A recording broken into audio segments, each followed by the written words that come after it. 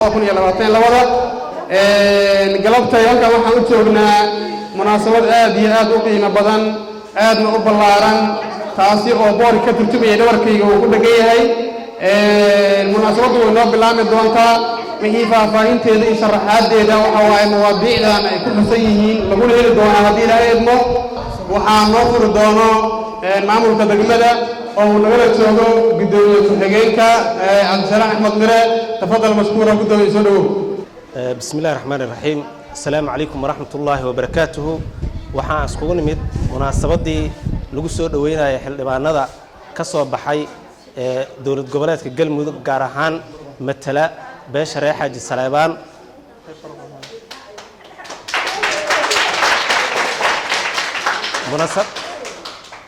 munaasabadaas ayaa iskugu nimid oo lagu maamuusayo xildhibaanada noo soo baxay sanadkan oo fariidka ah oo maartay shacabka uu doortay qaarna ay doorteen senatarkana oo noo doortay baarlamaanka dowlad goboleedka Galmudug marka xildhibaanadaas waxaan u rajeynayaa inay noqdaan kuwa dadkooda maartay u shaqeeya waxaanan ku rajo weynahay in kalsoonidii la siiyay ay ka soo bixi doonaan asalkoodana dad waxay ahaayeen howlkarnimo lagu yaqaano maadaama si gaar ah ay deegaankeena uga soo jeedaan intooda badan waxaan leeyahay hambalyo kuwa insha Allah tacaala ummadda Soomaaliyeed u shaqeeya noqda anakana maanta munaasabadooda meesha ku haynaa farxadooda madaxweynaha dowlad goboleedka Galmudug Axmed Cabdi Kaariye Qorqorna waa u mahad celinaynaa hawshaas adag oo maaragtay deegaanka Galmudug uu qabtay si guud gaar ahaan dadkeena maaragtay dadna matali karo muhiim oo noo soo saaray shaqadaas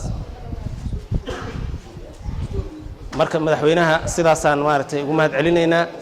aad iyo aad reegoodo laba waa ku mahadsantihiin farxadan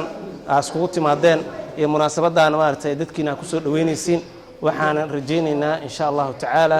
sidaas ay filnaysay inay idin noqon doonaan xildhibaanada marka waxaan leeyahay hambalyo guuleysta waayahay kaasina wuxuu ahaa gudoomiye ku-xigeenka degmada Godolabe cabdisalaam axmed mire oo kaalintiisa ama hadaladiisii ugu talagalay munaasabadan ka jeediyay halkan waxaan leenahay aad u mahadsan tahay markaana waxaa noo heli doona liiban xasan jaamac oo maxay ahaato ka ahaa qabanqaabiyaashii munaasabadan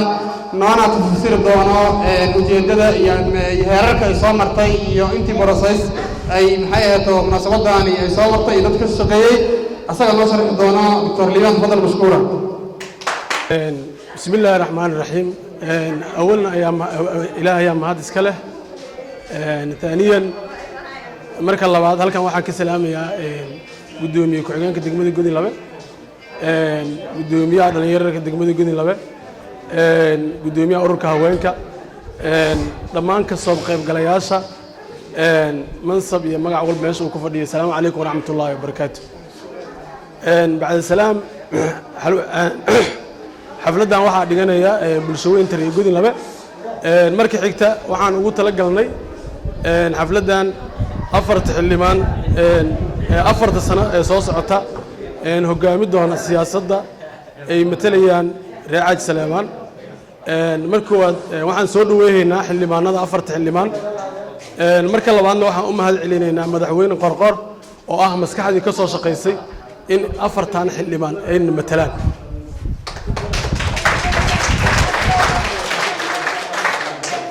midda mahad celinta markaan ka soo tago waxaan leeyahay bulshooyinka reer Godolabe markii koowaad way taageersan xildhibaanadaas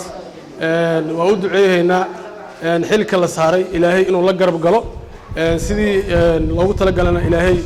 uu waafajiyo markii xigta waxaan leenahay fariin u gudbaynaa haddaan nahay bulshada reer Godolabe waxyaabo badan annagoo jecel horumarka wax walbana aan jecel haddana waxaa naga maqan waxyaabo badana Galmudugna ma maqan oo ay ka mid tahay degmada Godolabe degmadeedii oo degmooyin badan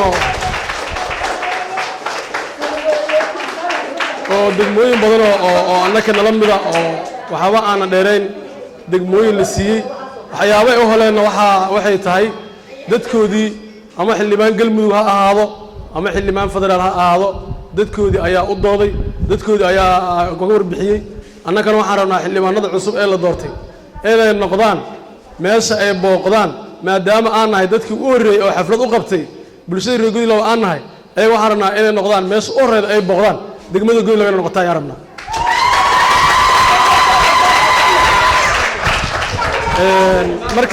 marka xigta waxaan rabnaa markayna booqdaanna inay ku dhuftaan tiin baraha in degmada Goodlaw waxyaabaha ay leedahay inay hesho insha Allah ayagana waa u duceeynaa ilaahay waxaan ka baryaynaa wax alla wixii ay jecel yihiin ama wixii loo dhiibay inuu ilaahay la garab galo waqtiga oo yar awgiis waxa aan ka tagay ragga dadka iga dambeeya ka hadal doona salaamu calaykum waraxmatullahi quruxda badan ee noogu soo koob waqtiga waxa waaye xildhibaanada waa taageersanahay iyo senatarkooda waan u hambalyeeynaa munaasabadana waxaan ku weyneynaynaa xilka loo dhiibay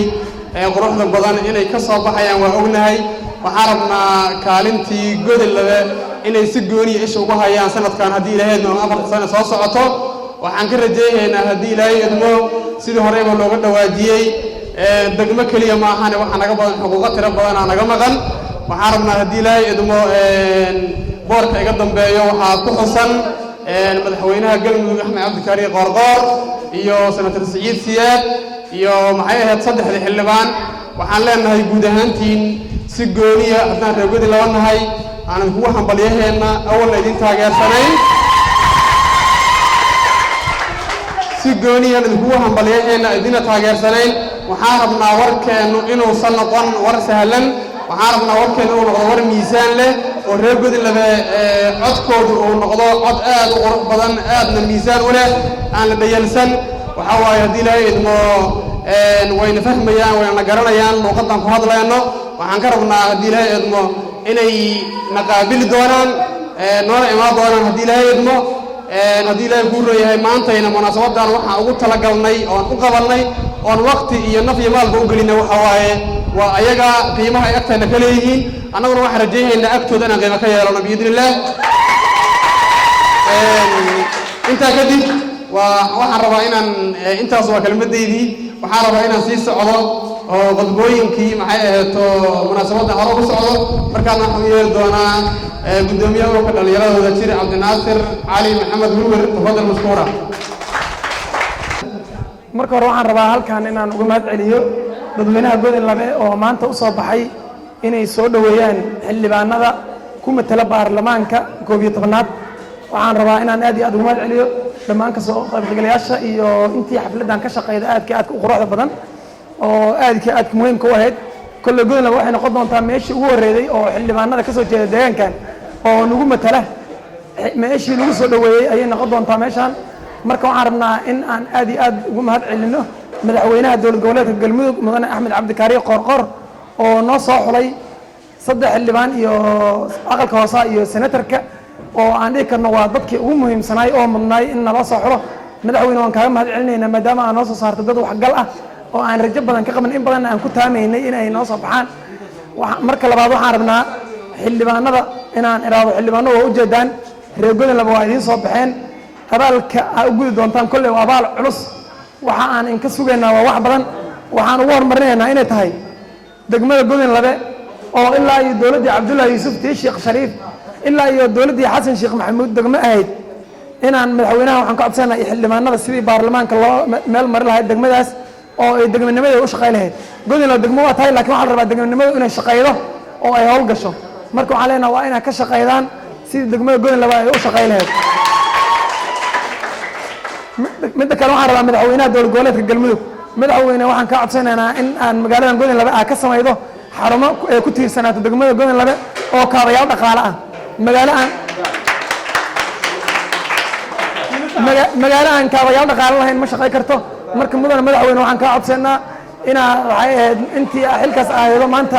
wax aan kaaga abaal gudno aan noo samaydo hadeerna waan ku abaal gudaynaa maadaama xildhibaano aad iyo aad muhiim ah noogu soo saartay xildhibaanadana waxaan ka rabnaa sidii intii ugu horeeyaba ay sheegaan inay degmada Goodlaw ay yimaadaan inay magaalada soo boqdaan gooshii 4 xildhibaan waxay taallaa Goodlaw reer Goodlaw gooshii ma noo qaadeen reer Goodlaw waxay diyaar u yihiin 4 xildhibaan gooshoodii ay diyaar la yihiin waxaan idin ka rabnaa inaad timaadaan waa idin soo dhaweynaynaa waxyaabo badan aan idinka leenahay oo aan media lala wadaageen waxaan idinka codsanayaa inaad noo timaadaan oo aan shir ka yeelno waxyaabahaas waana mahadsantihiin markaana waxaan ku xijin doonaa gudoomiye ku-xigeenka ururka dhalinyarada cabdinaasir maxamed sheekh fadal mashkuura. السلام عليكم ورحمة الله وبركاته. أصحابت سقوطنا بقشان حفلة دان آدو قيمها بدن الوسط دوينا يو أفتح الدوان بإيش راحت سلام كم تلس الدولة الصومالية فدرالها كان مدح الدوان نجي كصوب حمام الدولات القلمدو ما كقوات ما خلوات بالله مهله ما صدحنا وحوم هذا علنا إن مدحوينها دولة قلمدو أحمد عبد الخالق وقاه ومن عسى وضغنه وقاه يراهو مرة بعد يا ما صدحت مدحوينها وما تنتهي حل بنا وحداك أو نص صارتي ما دام حل بنا وحداك نص صارتي وحقا عصينا إن أستوى وحداك نص صارتي وحقبت خذها ولا شقيسو وقف يسوي وقف بهران إنه نص صاران رئيس السحمد يحب أما راعي السلام وحان عطس وغنها حلما نظر إذا سنتخ معنا ما صباينا يسوي حاجة كسر بحرين وحان معنا صباينا تأثير دوشة غيسان وحان هاي دتخ يقول لنا وحان خملنا الصومالية أبعثوا أي هيسو وحان دير النوع إن أن هاي دقموع حقوق لهين ودتخ حقوق لهين ما دام أيسان هاي دقموع الأقوانسين دولة بيوم خاوة خيرنا يسوق قنصرين وحان الله إن هاي دقمة الجول اللباء وحتى الله سيده الله شغال قرشي صدق الحلمان إذا ساعة خير من حوينه وحان عصر إن هاي إن القرشة تمادان دقمة الجول اللباء ده هراد نوق بلغة ده حلمان غاخد حدام بخور جاي وينه وحنا خو بدل دونا يجالين إن واحد خو بدل نوران دقمة الجول اللباء markaana waxaan u yeeri doonaa haweendaar cali suudi si uu nagu soo koobasna labadiisa kale.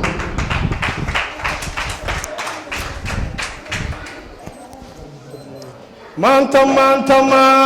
waa maalin weyne maanta madaxweynaheena maanta matalaayeesheena maanta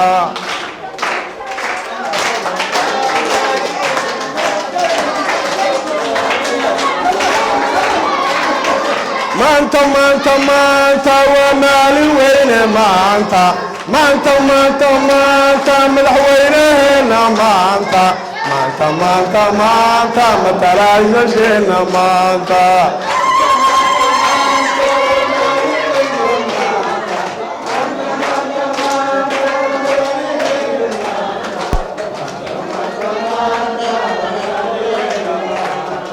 maanta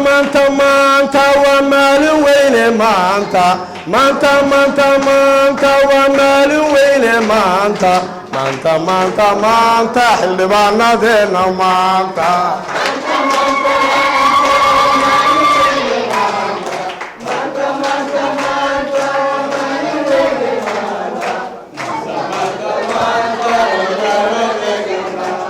waa maasantiin ragada laba shucuurtooda si u kacsantahay waa u jeedin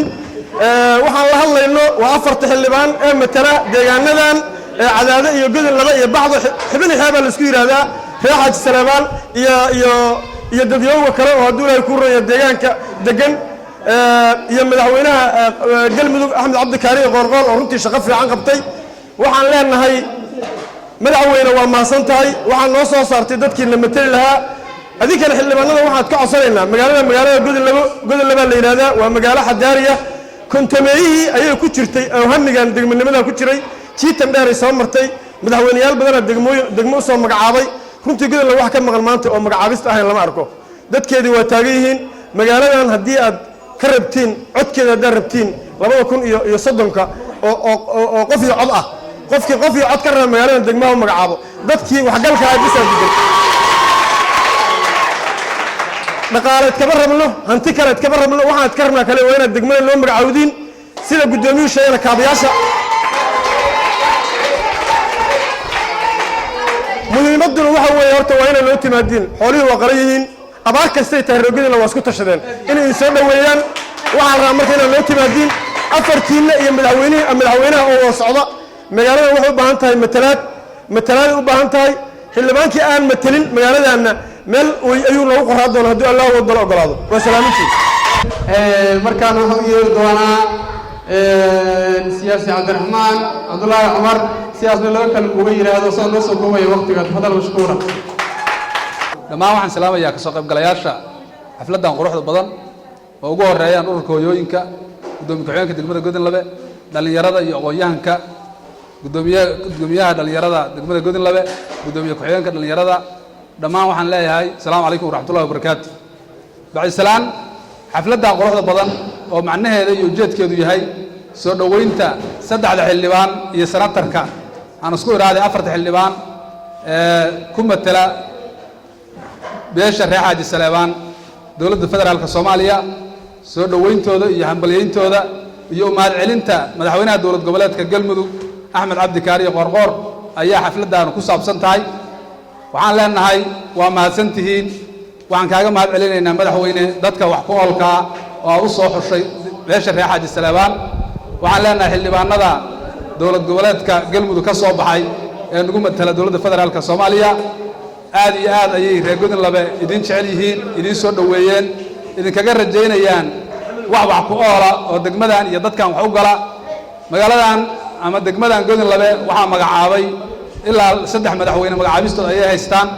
la idin kama rabo magacaabis waxa la idin kaga rabo meel marintii inaad baarlamaanka dowlad goboleedka Galmudug horgeysaan oo ay ansixiyaan waxaad ogtihiin degmadani waa degmada kaliya oo qofkii laga taageeraha uu soo baxo waa meesha kaliya oo la isku hubo oo wali aan la arag qof ay taageeraan oo soo bixin lama arag Godinlabe waxyaalaha ay gaarka u tahay dadkeedu waa dad aad u xamaasad badan waa dad aad u taageero badan waa dad xadaari ah waa dad qofka ay taageeraan soo baxo qof kasta oo deegaankan ka soo jeeda oo cod ka raba waxaan leenahay Godinlabe sidii kugu taageeri leed ka shaqee waxa ugu muhiimsan oo reer Godinlabe maanta u baahida qabaan abaara jirta wax kasta jira culays kasta jira waxa ugu daran oo maanta culays ugu badan oo baahida u qabaan waxay tahay waa meel marinta degmada Godinlabe in baarlamaanka Galmudug la horgeeyo ma ahan inaan idin leenahay noo magacaabo waa noo magacaaban tahay Sheekh Shariif magacaabay Abdullahi Yuusuf magacaabay madaxweyne Axmed Gelle Xaafa magacaabay waxay u baahan tahay in baarlamaanka la horgeeyo afarta xildhibaan oo xildhibaanada dowladda federaalka Soomaaliya nagu matasha oo sanadkan soo baxday oo ugu horeeyo xildhibaan Cabdiraxmaan Maxamed Xuseen Odawaa xildhibaan Saadiq Cumar Xasan xildhibaan Saabir Nuur Shuuriye xildhibaan Siciid Siyaad Shirwac iyo Axmed Cabdi Kaariye waxaan ka codsanaynaa degmada Godinlabe oo degmada ayaan idinkaga fadhinaa wax ka sokeeya idinkaga qanci doonaan reer Godinlabe haddaad Godinlabe cod ka rabtaan ama aad matashaan wax ka sokeeya in degmadii aad baarlamaanka Galmudug horgeysaan reer Godinlabe idinkaga fadhiyaan abaar idin ma aysan dirin lacag kale idin ma dirin waxaa la idin diray degmadii oo si degdeg aad ku meel marisaan intaas kadib sida dadkii iga horeeyayba sheegeen gogashii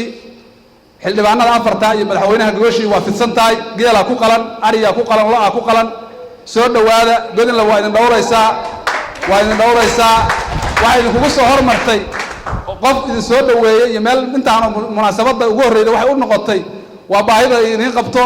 waa degmada ka maqan waa inay ka duwan tahay dadka kale dadka idin dirsay dadka ugu muhiimsan waa reer Godinlabe waxaad ogtihiin xildhibaanada dhammaan afartuba waxay ka soo jeedaan Godinlabe gaar ahaan magaalo ahaan tanay ka soo jeedaan waxaan leenahay aad iyo aad u mahadsantihiin madaxweynaha waxaan kaaga mahad celinaynaa dad wax ku oola ayaad noo soo xushay ayagaana la xisaabtami doonaa wixii aan u dirnay intay musharaxiinta ahaayeen iyo wax ka badanbana waa idiin dirnay reer Godinlabena gabar iyo wiil waxay u taagan yihiin soo dhaweyntiina iyo marxabayntiina assalaamu calaykum waraxmatullaahi wabarakaatu maxay ahaato waxaan ku xiji doonaa liibaan Maxamed Ismaan liibaan afgooye asna laba kalmo soo koobo madaxweyne Godinlabe degmay u baahan tahay madaxweyne Godinlabe degmay u baahan tahay doorashada waa laga baxaa doorasho dadban haddii doorasho dadban laga baxana waxaa loo gudbaa in la codeeyo madaxweyne waa meesha laga soo coday lahaa adiga iyo saddexda xildhibaan iyo senatarkada waxaa laga yaabaa inaad codayntaas u baahatiin oo ku soo laabatiin waxqabadkiina horaa loo arkay madaxweynaha iyo saddexda xildhibaan iyo senatarka waxaan codsi u nahay waxa wax noo gala degmo deegaan waxba nooma galo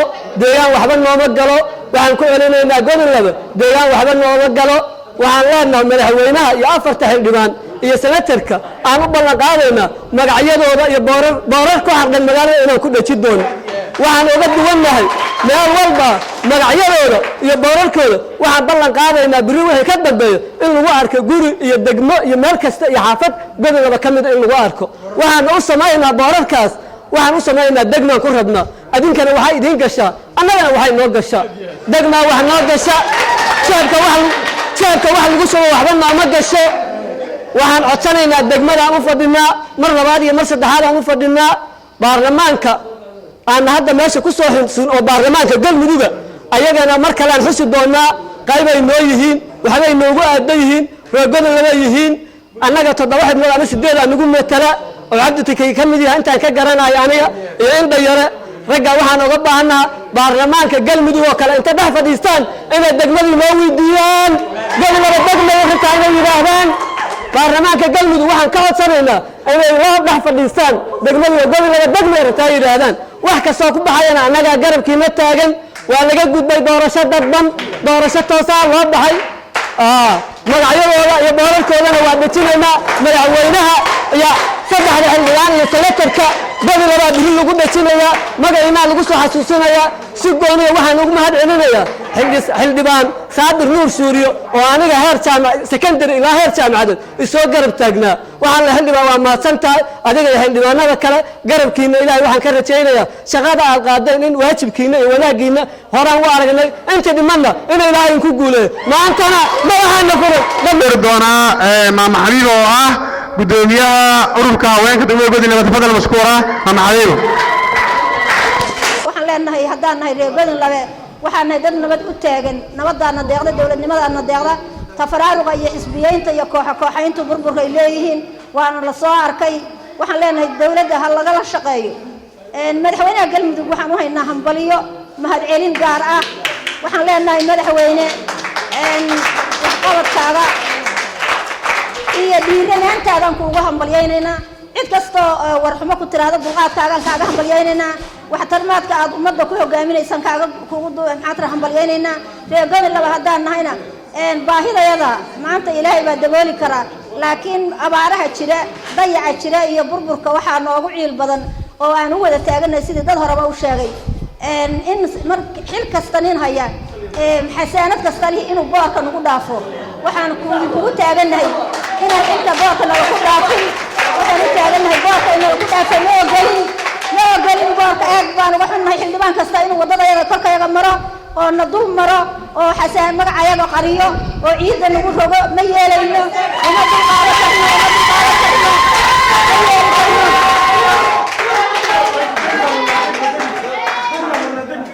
ma yeelayno nin maaragtay xildhibaan noo ah oo iyo senator iyo mas-uuliyad noo haya oo na matalaya oo nagu dul maraya boor iyo siigo ilmaha naga jiiraya ariga naga qayla ma yeelayno ma tilmaamayna mas-uuliyiintiina dul martay way is og yihiin laakiin waxaan codsanaynaa madaxweynaha sidii loo sheegay rag hore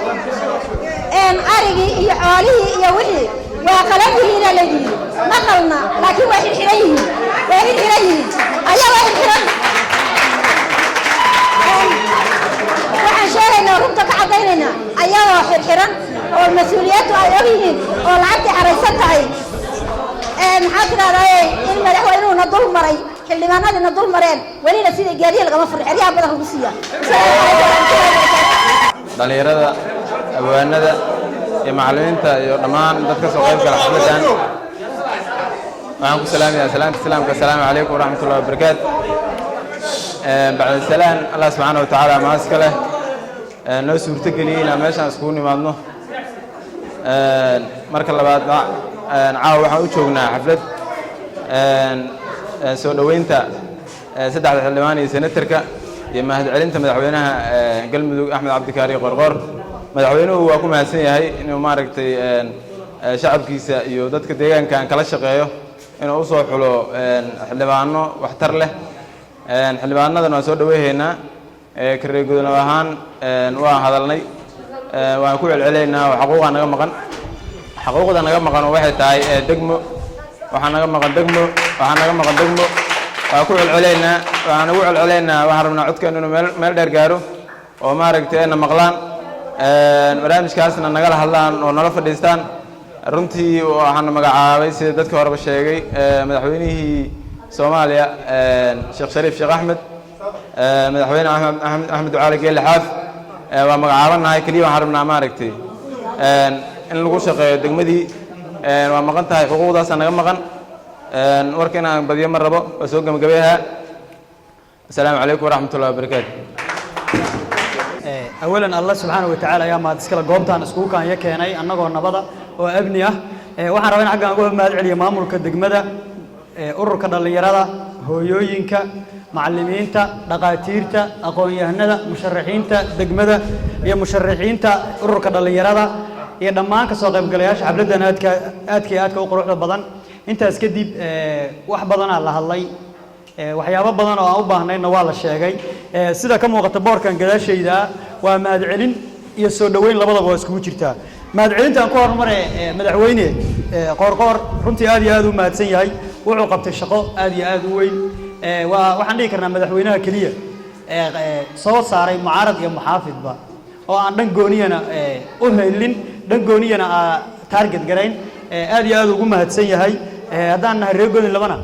annaga aad iyo aad aan u soo dhaweynaynaa waxqabadkiisiina waa aragnay waxna waa noo laaban yihiin intaas kadib senatarka iyo saddexda xildhibaan ee laga soo doorto deegaanadan ximin iyo xeeb la isku yiraahdo beesha reer Xaaji Sareebaan waa ku soo dhaweynaynaa waa ayidsanahay 4 sano soo socota inay namatalaan waa jecelnahay horena waa u jecel haddana waa jecelnahay waxaan isleeyahay wax badan way noo soo qabteen wax ka badanna waa ka filaynaa horena codka godin laba waa u gaaro maanta kow loo sheegay ma cod godin laba midda kale waxaa dhowr jeer lagu soo celceliyay dadka reer godin laba ku soo celceliyay waxaa naga maqan xuquuqda naga maqan aad ay u fara badan tahay laakiin waa kala miisaan culus tahay waana kala awood badan tahay waxa ugu weyn waxa waaye degmanimo inaan helno waxaan rabnaa xildhibaanada iyo senatarka nagu matala dawladda federaalka waxyaabaha ugu horeeya oo ay godin laba u qabanayaan inay kow ka dhigaan degmada sidii aan u heli lahayn baarlamaanka galmudug sida la sheegay horaa loogu aqoonsaday godin laba degmo iyadoo federaala loogu magacaabay iyadoo federaala iyo iyadoo maamulkii galmudugba ah waxaan rabnaa inay madaxweynaha iyo xildhibaanadan meesha sheegnay iyo kuwa galmudug nagu matalaba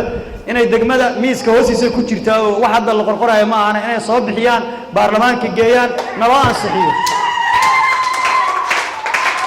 taas waxaan ku gaari karnaa annagoo midaysan oo maanta reer godin laba ah waa soo dhaweynay waa codsaynaa in xildhibaanada iyo senatarka iyo madaxweynuhuba ay barnaamijkaas nala dhaqaajiyaan noona geeyaan baarlamaanka lanoona ansixiyo intaas kadib gobolaa godin laba loogu dhawaaqo waa ayidsanahay gobashaas neefaf badanaa noo qalan ilaahayna ha gaarsiiyo inkastoo xildhibaanada qaarkood ay dibadda ku maqan yihiin meel kastoo aa jirta waa ku sugaynaa maalin ilaa noo timaado xildhibaanada galmudug nagu matala ayagana ma moogino waa la xisaabtamaynaa ayagana gobasha waa fadhiisi doonaa markoodaan ayagana u yeeran doonaa yaysan naga degdegin aada u mahadsantihiin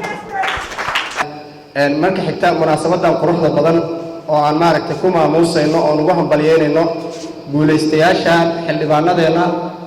nagu matali doona golaha baarlamaanka federaalka ee soo socda teeramka soo aadan haddii ilaah yidhaahdo xafladan loogu dabaaldegayo ayadana waxaan leeyahay waa munaasabad qurux badan oo waqtigeeda ku timid waan hambalyeynayaa waxaa xigta hadal wixii la dhihi lahaa waa la yidhi laakiin waxaan jeclahay inaan ku xijiyo ragga maantay aan xafladooda maaragtay joogno oo aan u hambalyeynayno ragna abaalay ku leedahay godin labe oo maaragtay markay dhasheen lagu anqariyey sida taariikhdooda aan ku maqalnay ragna dugsiga qur-aankay ka dhigteen dhaabe iyo caano macaan waa ka cuneen laakiin waxaa maaragtay nin walba taariikhdaa xusi doonta ninkii u abaalguda iyo ninkii ku caasiyaba waxaan idinka codsanaynaa annagoo codsi aan leenahay fulintana adinkaa iska leh jaalayaal mudanayaal ugu horreeya madaxweynaha dowladda galmudug mudane axmed cabdi kaariye qorqoor iyo senatarka saciid siyaad shirwac iyo xildhibaanada kale xildhibaan odowaha asaga hadda ka hor wax wuu noo qabtay haddana noo qabo hadhowna noo qabaan leenahay xildhibaan saabir sidoo kale waa nin firfircoon oo waxqabad leh jenaraal saadaq xildhibaanka asna maaragtay laysku sheegi maayo galmudug oo dhan waxqabadkiisa waa laga ogyahay kacdoonkii la dagaalanka isbaarooyinka iyo shaqooyinkii uu qabtay waa nin aad u firfircoon waxaan rajaynaynaa inuu yahay qof matalaad dhaba oo wanaagsan laga filayo asna waxaan leenahay midda koowaade siyaasiyaa tahay mansabkaaga iyo maaragtay mowqifkaaga siyaasiga ahba godin labe ku matal midda labaadna nin dhallinyaraha tahay nimanka odayaasha ah kolley waa odayaashoodii midhaas wax xasuusan doonaan annaga dhallinyaraan nahay xildhibaan saadaq waxaan leenahay dhallinyarada haylaawin waxyaabaha waxbarashada oo kale kubadda cagta tartamo badan inaa maaragta nagala qayb qaadato sidoo kale waxaan rajaynaynaa dhammaan madaxdan sharafta leh ee xildhibaanada ah iyo madaxweynuhuba gogashii ay ballan qaadeen mas-uuliyiinta ka hadashay halkan inay soo ajiibi doonaan oo ay noo imaan doonaan waxaan leenahay godin laba way hadashay way hadlaysaa godin laba waa meel taariikh leh waa meel maaragtay dhallinyaro fara badan oo influencerisa iyo dad siyaasadda magac ku leh soo saartay markii magaalooyinka waaweyn oo xamar iyo qurbaha iyo meelahaas la tagana dadka reer godin laba dadka uma eka waa dad maaragtay productive ah dad firfircoon dad maaragtay aad u dadaal badan waaye haddii aa abaal gashataanna kulley maaragtay idinma iloobi doonaan waa dad wanaagsan oo qalbi fiican waxaa ka arki kartaan magaalooyinka kale oo haatan maaragtay afartiina shantiinaba waxaa laga yaabaa in maaragtay matalaadiinna iyo deegaan doorashadiinna aa cadaado isku cariiriyaysaan cadaad idinma wada deeqdo waa hal degmo godin laba degmo u raadsha oo baxda degmo u raadsha oo camaaro degmo u raadsha si ah xildhibaanada khayrkiina oo beri magaalooyinka kale ka soo kala tartamaya aa kuraastiina uga xigsataan oo degmooyinkiinaasna wixii hadhow ka soo baxo xitaa doorasho qof iyo cod markii la gaaro mustaqbalka ninka kaa degmooyin badan lama tartami kartid marka aadaa u mahadsantihiin dadka ka soo qayb galay dhammaan waxaan leeyahay kulamada caynkaan oo kale ah halla maaragtay halla badiyo waa dhiiro gelinayaa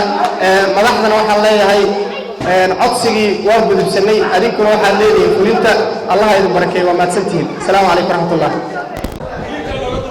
أولا السلام عليكم ورحمة الله وبركاته بعد السلام waxyara waxaan rabaa oo tixgelina waxaan rabaa inaan ku hadlo afartan xildhibaan iga dambayda waa saddex sida la ii sheegay iyo samatarku ku jira ku afara wuxuu ku bilaabanayaa gabayga sidan haddaad higsi leedahay ama himilo dheerto halku meel ku xiran yahay hadafkaagu guul yahay walle hogab lagu qoday ama hadal lagugu yiri ama holac lagugu shiday nafta hakad ma geliyaan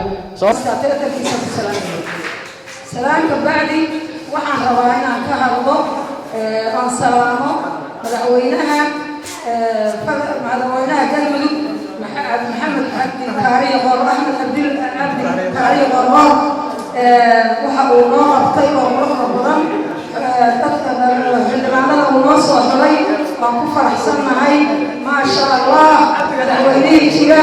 waa ku soo dhawaada waa ku hambaliyo madaxweyne hambaliyo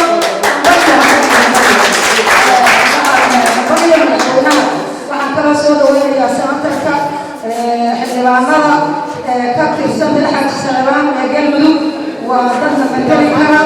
waxaan ka codsanaynaa anoo ku hadlaya ma dhimana hadalkii waxaa dambeeyey dadkii iga horeeyey baa soo dhameeyey aniguna waxaan ugu mahadcelinayaa madaxweynaha mar labaad iyo marka saddexaad xildhibaanada waxaan leeyahay garab taaganahay soo dhawaada soo dhawaada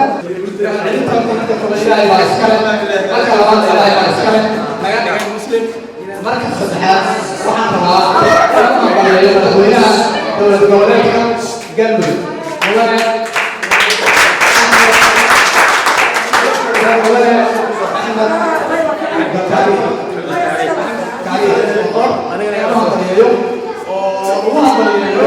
doorashadii dhibka badnayd ee muddada sanadka ah soo shaqaynaysay sida quruxda badan ugu maareeyey oo u soo maamulay